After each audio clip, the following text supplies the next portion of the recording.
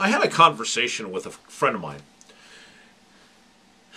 and it dealt with the Selective Service Law. Okay? This is the federal law that purports to require every young man to register for the draft. And the question was, is it true that everybody has to, every young person has to register for the draft? And of course, that's a general, broadly worded question, but of course we all know what it means. So I wrote back and I said no. Americans do not need to register for the draft. Now, maybe Puerto Ricans do. Okay? Maybe people on Guam do. Maybe people in the U.S. Virgin Islands do. But I don't, you don't, your kids don't, and so forth. Let me explain why. As Dr. Edwin Vieira points out, constitutional attorney, constitutional scholar, that if the government could mandate that you register to be drafted and inducted into the United States military, that would allow the United States government to completely destroy the militia of the states,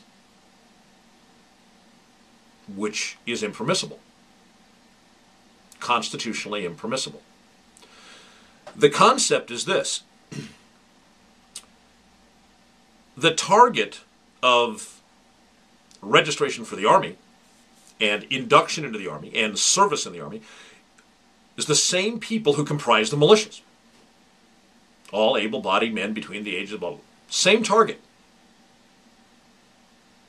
Now that's a constitutional argument. That's just pure.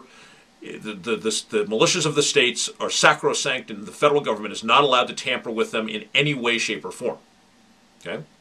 They existed before the formation of the federal government, and the federal government may not, by any means whatsoever, disrupt or disturb or destroy the militias of the states.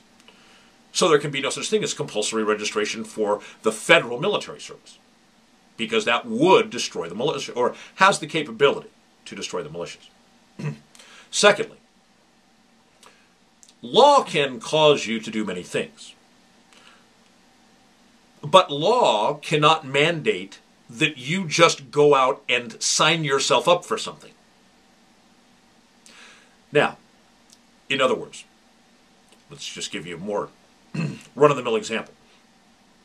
A state can pass a statute that says if you wish to operate a motor vehicle, you need to have a driver's license. But it's predicated on you choosing to do a particular activity. If you wish to operate a motor vehicle upon the highway, then you must apply for a driver's license. This is the same problem with things like California, where the state of California says, if I sell a gun to you, and we both live in California, that we have to go down and register those guns at a gun store. No, it's my property. If I wish to sell my property to this fellow, I'm aware that he's a citizen, I'm a citizen, and I wish to take money and transfer ownership to him. Okay, I'm receiving the money, now here's the goods to you. The state cannot, in the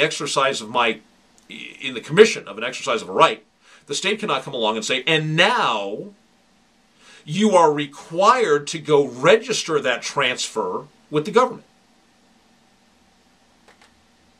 They can't do it. Likewise, to say you're sitting at home, minding your own business, eating a bowl of soup, kicking back, reading. You there, stand up, walk down to a government office, and put your name on an armed services registration card. We command it.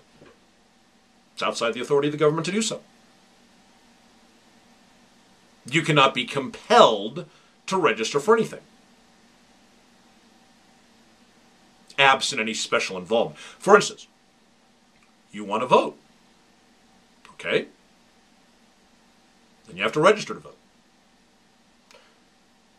Now, some people might say, well, Dave, wait a second, isn't voting a right? Why do I have to register?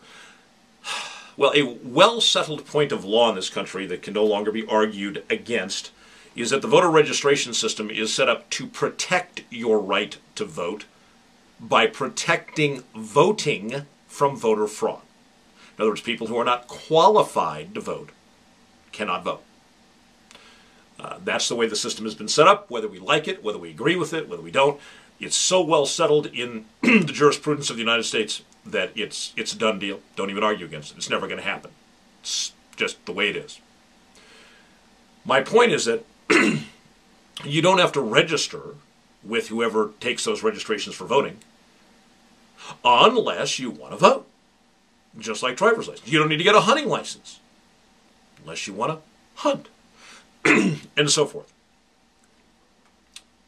So the government cannot just say, absent that you're intruding into some regulated area or some legally protected area, short of doing that, the government cannot compel you to register for jack.